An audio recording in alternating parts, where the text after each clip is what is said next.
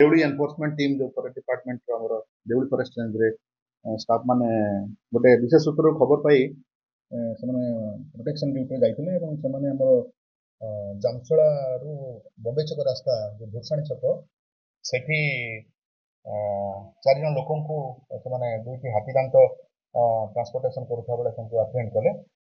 ଦୁଇଟା ହାତୀଦାନ୍ତ ସେମାନେ ତାଙ୍କଠୁ ସିଜର କରାଗଲା ଏବଂ ତା ସହିତ ତାଙ୍କୁ ଗୋଟେ ଗାମୁଛାରେ ସେମାନେ ସେ ବାନ୍ଧିକି ହାତୀଦାନ୍ତଟା ଗାମୁଛା ଗୋଟେ ବ୍ୟାଗ୍ରେ ପୁରେଇ ଗୋଟେ କଟନ୍ ଗାମୁଛା ଥିଲା ଗୋଟେ ବ୍ୟାଗ୍ ଥିଲା ଏବଂ 2 ଜଣ ଲୋକ ମୋଟରସାଇକେଲରେ ତାକୁ ଆଣୁଥିଲେ ଏବଂ ସେ 2 ଜଣଙ୍କୁ ଆଉ 2 ଜଣ ଫଲୋ କରୁଥିଲେ।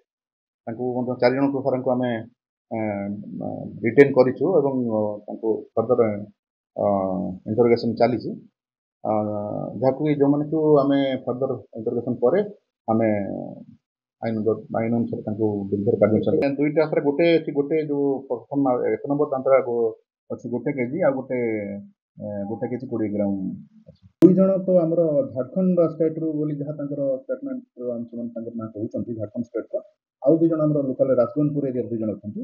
ଜଣକ ପ୍ରଥମେ ରାଜଗୋବିନ୍ଦପୁର ଯେଉଁ 2 ଜଣ ଅଛନ୍ତି ତାଙ୍କର ଜଣଙ୍କ ନାଁ ହେଉଛି ବାର୍ଷା ମୁର୍ମୁ, ତାଙ୍କର ବାପାଙ୍କ ନାଁ ସମାଇ ମୁର୍ମୁ, ତାଙ୍କର ଘର ହେଉଛି ଡାହିସାହି ଦେବଶୋଳର।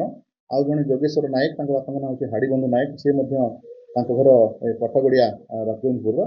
ଆଉ ଯେଉଁ 2 ଜଣ ରହିଲେ ସେମାନେ ଝାଡ଼ଖଣ୍ଡ ଷ୍ଟେଟ୍ର, ଜଣଙ୍କ ନାଁ ହେଉଛି ମଙ୍ଗଲ ସରେନ, ସୁରେଶ ସରେନ, ତାଙ୍କର ଇଷ୍ଟ ସିଂଭୂମ ଡିଷ୍ଟ୍ରିକ୍ଟର ସେ ଝାଡ଼ଖଣ୍ଡ ଷ୍ଟେଟ୍ର ଇଷ୍ଟ ସିଂଭୂମ ଡିଷ୍ଟ୍ରିକ୍ଟର ଏବଂ ଆଉ ଜଣେ ଯିଏ ରହିଲେ ସେ ହେଉଛନ୍ତି ବିଜୟ ହାଜରା, ତାଙ୍କର ମଧ୍ୟ ଚାକୁଳିଆ ସାଇଟ୍ର ଝାଡ଼ଖଣ୍ଡର। ବର୍ତ୍ତମାନ ତ ଇଣ୍ଟରୋଗେସନ୍ ଚାଲିଛି ଆମର ଫର୍ଦର ତାଙ୍କୁ ପାଖରୁ ଯାହା ଡାଟା ମିଳିବ ଆପଣ ଆମେ ଫର୍ଦର ଜଣାଇବୁ ଆପଣଙ୍କୁ। ଯାହା ସେମାନେ ଟ୍ରାନ୍ସପୋର୍ଟ କରୁଥିଲେ ବାହାର ରାଜ୍ୟକୁ ନେଉଥିଲେ ବୋଲି ଯାହା ଆମେ ତାଙ୍କର ଆମର ପ୍ରିଲିମିନାରୀ ଇନଭେଷ୍ଟିଗେସନ୍ ଯାହା ଜଣାପଡ଼ୁଛି। ସେଇଟା ତ କହିହେବନି ସେଟା କେତେ ମୂଲ୍ୟ ଆସିବ ଆମକୁ ସେଟା ଆପଣମାନେ ଏବେ ବହୁତ ପୁରୁଣା ତ ଜଣାପଡ଼ୁଛି, କିନ୍ତୁ ସେମିତି ଆମେ ତାକୁ ଗୋଟେ ଫରେନ୍ସିକ୍କୁ ପଠେଇବୁ ଆମର ତାର ଯେଉଁ ଟେଷ୍ଟ ରିପୋର୍ଟ ଆସିଲା ପରେ କେତେ ଦିନ ଦାନ୍ତ କାହାର ଦାନ୍ତ କୋଉ ସ୍ପେସିସ୍ ଏକ୍ଜାକ୍ଟ ଆମେ କହିପାରିବୁ ଆପଣମାନଙ୍କୁ।